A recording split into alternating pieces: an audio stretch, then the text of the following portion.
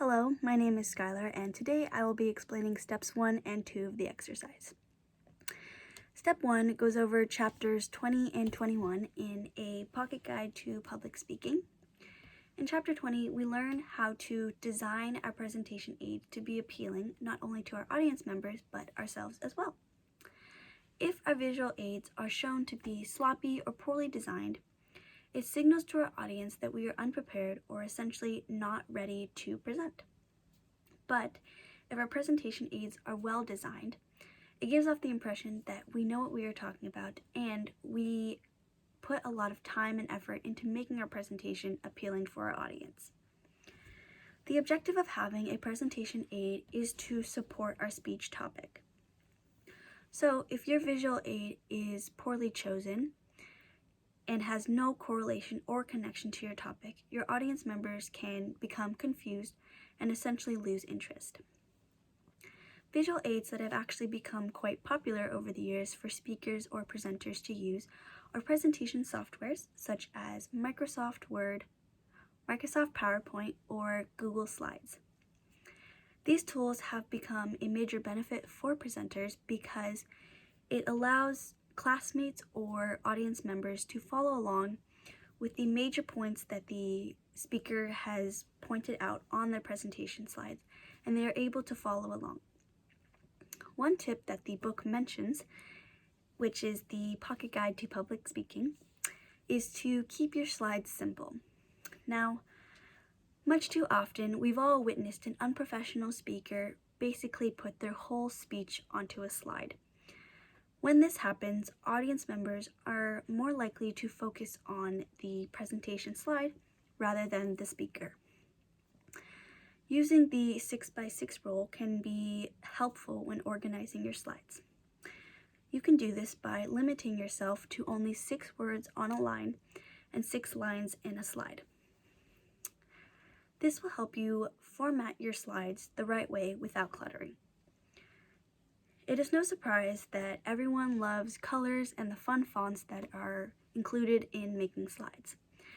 I sometimes fall under that category. When people are choosing how to design their slides, they want to include different colors for backgrounds and fancy fonts to type their notes in. The downside to this is too much color causes distraction. When choosing a color scheme, research different color schemes that go well together. For example, if your topic is about plants, you would stick to earthy colors such as greens and browns. A simple rule of thumb when picking colors is to limit yourself to only 3 colors. This may be a tricky thing to do, but it will help your audience members become more interested in your slides while also having interest in you, the speaker. Moving into fonts and symbols, you want to try and stick with the same things. So let's say in the first few slides you use certain symbols. You would want to use the same symbols throughout your slides. Your goal is to make sure that everyone can see your slides. So when you choose a certain font, you want to make sure that it can be seen from all different areas of the room. So fonts that can be hard to see could be chalkboard or Comic Sans. So if you choose those, it can jeopardize the visibility of people trying to read your slides from the back of the room.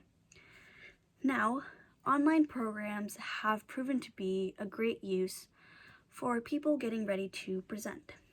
They are easy to access and make it easy to get all your main points out there.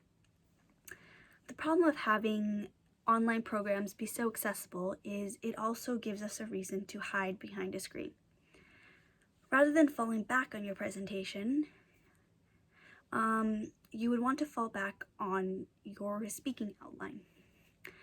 So you can do this by developing a plan that revolves around your outline of your speech rather than the outline of your slides.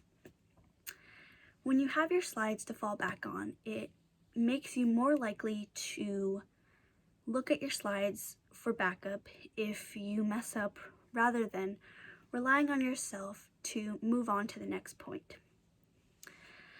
Now, technology causes many issues. It can be quite difficult to use when you are unfamiliar with it. These issues could cause technical errors, internet failure, or false information. So if this were to come up, you want to make sure that you have a backup plan, and your backup plan would be your speech outline. Okay, now moving on to step 2 of the exercise. We watched 3 videos that correlated with the textbook. The first video is by Catherine Wineland, and it is titled Designing and Using Presentation Aids. In her video, we are taught about the importance of presentation aids and why they are so useful. She also goes over different types of visual aids that can be used within their presentation. This video was especially useful because it went over how to use different aids properly and tips on how to explain them. The second video is by Toastmasters International, and it was narrated by Callie. This video also goes over different types of visual aids that can be used within a speech or presentation. Similarly to the textbook pages, this video explains what to do if your presentation software's fails or is given incorrect information.